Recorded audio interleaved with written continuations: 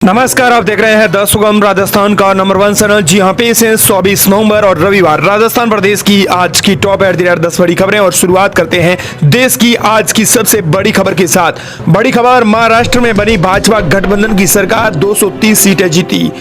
शिंदे बोले सीएम तीनों पार्टियां मिलकर तय करेंगी। दरअसल महाराष्ट्र में बीजेपी आ चुकी है तो झारखंड में हेमंत की सरकार बन चुकी है। वहीं उपचुनाव में भाजपा गठबंधन ने 25 सीटें जीती हैं। प्रियंका पहली बार सांसद बनी। दरअसल आपको बता दें कि महाराष्ट्र में बीजेपी के नेतृत्व वाली महायुति गठबंधन की सरकार बनने जा रही है। महायुति ने 288 सीटों में से 230 सीटों पर जीत दर्ज की है। अकेले बीजेपी ने 132 सीटें जीती है। शिवसेना शिंदे को 57 और एनसीपी अजीत पवार को 41 सीटें मिली हैं।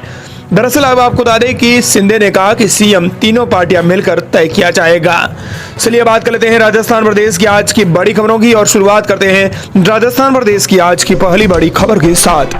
बड़ी खबर, राजस्थान उपचुनाव की 7 में से 5 सीटों पर भाजपा का कब्जा। भाई के गले लग रोने लगे विधायक। कांग्रेस ने 3 सीट गंवाई। राजस्थान में 3 सीटों पर हुए विधानसभा उपचुनाव में सत्ताधारी पार्टी भाजपा को एक तरफा जीत हासिल हुई है।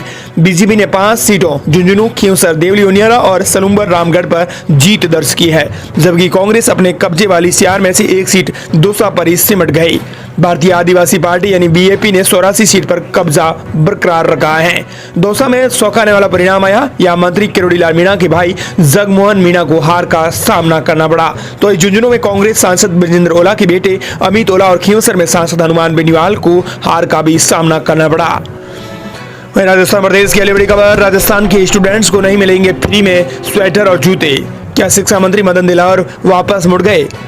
शिक्षा मंत्री मदन दिलावर ने इसे लेकर कहा कि सीएसआर फंड आने पर ही उपलब्ध करवाए जाएंगे। दरअसल राजस्थान के सरकारी स्कूल में पढ़ने वाले स्टूडेंट्स को सर्दी में स्वेटर और जूते के लिए थोड़ा इंतजार करना पड़ सकता है। इससे पहले ही शिक्षा मंत्री मदन दिलावर ने ऐलान किया था, लेकिन अब शिक्षा मंत्री मदन दिलावर ने कहा कि फिलहाल शिक्षा विभाग स्टूडेंट्स को फ्री स्कूल ड्रेस ही देगा। अगर हमारे पास पर्याप्त सीएसआर यानी फंड आएगा तभी स्टूडेंट्स को स्वेटर और जूते उपलब्ध करवाए जाएंगे। हो सकता है कि सीएसआर फंड आने तक सर्दी निकल भी जाए और स्वेटर और जूते ऐसे ही बर्बाद हो जाएंगे। ऐसे में शिक्षा मंत्री मदन दिलावर ने कहा कि राजस्थान के शिक्षा विभाग द्वारा स्टूडेंट्स को फ्री स्वेटर और जूते देने की जो घोषणा नहीं की गई है। शिक्षा विभाग द्वारा जो यूनिफॉर्म स्टूडेंट्स को दी जाती है उसके साथ ही सीएसआर एक्टिविटी के तहत स्वेटर और जूते यानी शूज स्टूडेंट को देने की कोशिश करेंगे। अगली बड़ी खबर, 4 दिन में 2300 रुपए महंगा हुआ सोना। 10 ग्राम स्टैंडर्ड सोने की रेट पहुंची 80,000 के पार। भारतीय बाजार में जारी उठापटक की वजह से सोने और चांदी की कीमत में इजाफे का सिलसिला शुरू हो गया है। पिछले 4 दिनों में स्टैंडर्ड सोने की कीमत में 2300 रुपए की बढ़ोतरी हुई है। वहीं चांदी प्रति किलो की कीमत बढ़ाकर 93,000 रुपए पार कर गई है। अगली बड़ी खबर, राजस्थान में आज से 3 साल के बच्चों का फ्री कहीं भी स्कूल में होगा एडमिशन। पीएम श्री स्कूलों में 29 नवंबर को निकलेगी लॉटरी। राजस्थान में पीएम श्री विद्यालयों में पूर्व प्राथमिक कक्षाएं शुरू होंगी। शिक्षा मंत्री ने इसके लिए आदेश जारी किए हैं। पहले चरण में 402 स्कूलों में 3 साल के बच्चों के लिए कक्षाएं शुरू होंगी। 21 नवंबर से आवेदन शुरू हो गए हैं। कक्षाएं हफ्ते में 5 दिन 4 घंटे के लिए लगेंगी।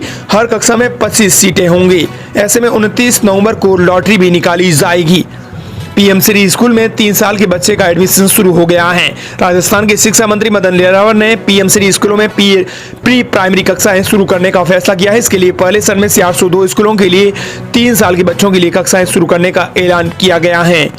अगली बड़ी खबर, राजस्थान में खुलेंगे 1000 नए आंगनबाड़ी केंद्र। आदेश हुआ जारी। राजस्थान में 1000 नए आंगनबाड़ी केंद्र खोले जाएंगे, जिनका संचालन 14 दिसंबर तक शुरू हो जाएगा। राजस्थान में 1000 नए आंगनबाड़ी केंद्र खोले जाएंगे। इसके लिए बाल विकास विभाग के शासन सचिव महेंद्र सोनी ने आदेश जारी कर दिए हैं। सभी नए खोले जाने वाले आंगनबाड़ी केंद्रों का संचालन 14 दिसंबर तक शुरू हो जाएगा। इसके संचालन के लिए संबंधित जिले के महिला और बाल विकास विभाग के उप निदेशकों को निर्धारित स्थान पर इन्हें शुरू करने के निर्देश दिए गए हैं। जब तक इन स्वीकृत केंद्रों के लिए आंगनबाड़ी कार्यकर्ता और सहायक का चयन नहीं हो जाता, तब तक निकट के आंगनबाड़ी केंद्र की संचालिका को भी इसकी जिम्मेदारी दी जाएगी।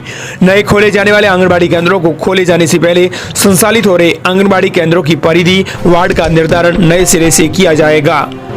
वहीं प्रदेश की अगली बड़ी खबर, सरकार रखेंगी 70 के पार बुजुर्गों का सेहत का ख्याल।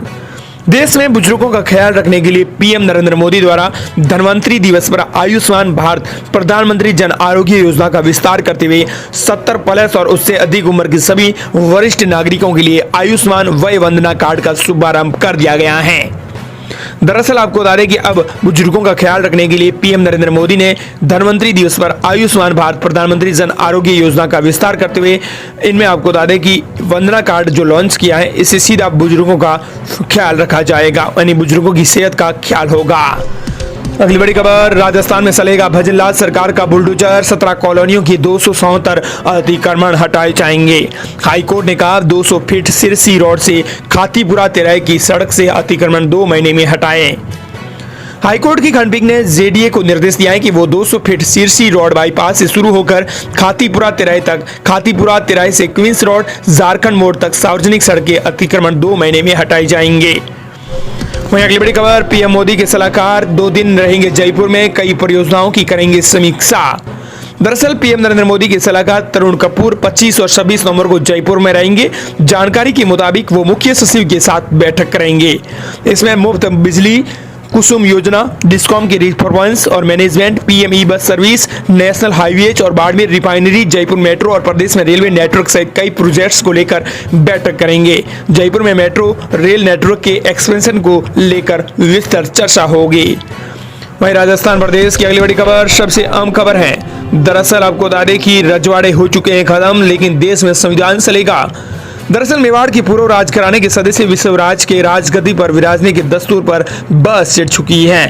विरोधियों ने कहा कि रजवाड़े अब खत्म हो चुके हैं, देश संविधान से चलेगा, आयोजन करना भी गलत है।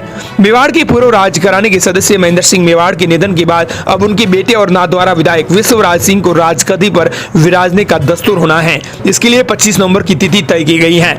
ये कार्यक्रम उदयपुर के बजाय चित्तौड़गढ़ दुर्ग स्थित फतेह प्रकाश मैच में सुबह 10 बजे होगा। आयोजन को लेकर प्रदेश सहित देश भर में बहस छिड़ गई है। सोशल मीडिया पर 2 धड़े बन गए हैं। एक धड़ा लोकतंत्र में, राजतंत्र में जैसे आयोजन को लेकर आपत्ति जता रहा है, तो दूसरा धड़ा तो इसे जायज बताते हुए ये कह रहा है कि हर किसी के परिवार में रीति रिवाजों के अनुसार कार्यक्रम होने जैसा है, इसमें क्या दोष है। विरोधियों ने कहा कि रजवाड़े खत्म हो चुके हैं, अब देश संविधान से चलेगा।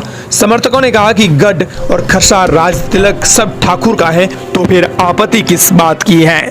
वहीं राजस्थान प्रदेश की अगली बड़ी खबर सबसे अहम ताजा अपडेट। दरअसल गोविंद सिंह डोटासरा ने कांग्रेस की हार की ली जिम्मेदारी, कहा सबने मेहनत की, हार की जिम्मेदारी मेरी है। राजस्थान में 7 विधानसभा सीटों पर उपचुनाव में कांग्रेस की हार के बाद पीसीसी गोविंद सिंह डोटासरा ने खुद स्वीकार किया है कि उनकी हार की जिम्मेदारी मैं लेता हूं। उन्होंने साफ कहा है कि मैं किसी को दोष नहीं दूंगा, सभी ने बहुत मेहनत की है। उपचुनावों में सत्ताधारी दल ही जीतता है। जनता को आस रहती है कि सरकार के पक्ष में वोट से उनके काम होंगे, विकास होंगे। पिछली कांग्रेस सरकार में भी उपचुनावों में 8 में से कांग्रेस 7 सीटें जीती थी, बीजेपी 1 ही सीट जीत पाई थी। डोटासरा ने सवाल जवाब किए।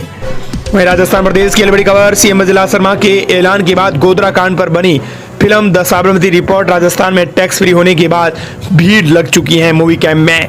राजस्थान में भजनलाल सरकार ने गोधरा कांड पर आधारित फिल्म द साबरमती रिपोर्ट को राजस्थान में टैक्स फ्री करने का जैसे ही ऐलान किया, तो वैसे मूवी कैंपों के अंदर भीड़ लगनी शुरू हो गई है।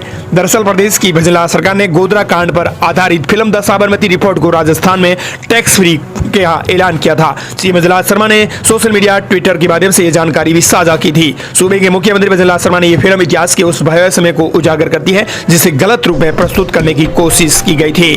और दोस्तों, इस प्रकार ये थी राजस्थान प्रदेश की आज की टॉप एट द रेट 10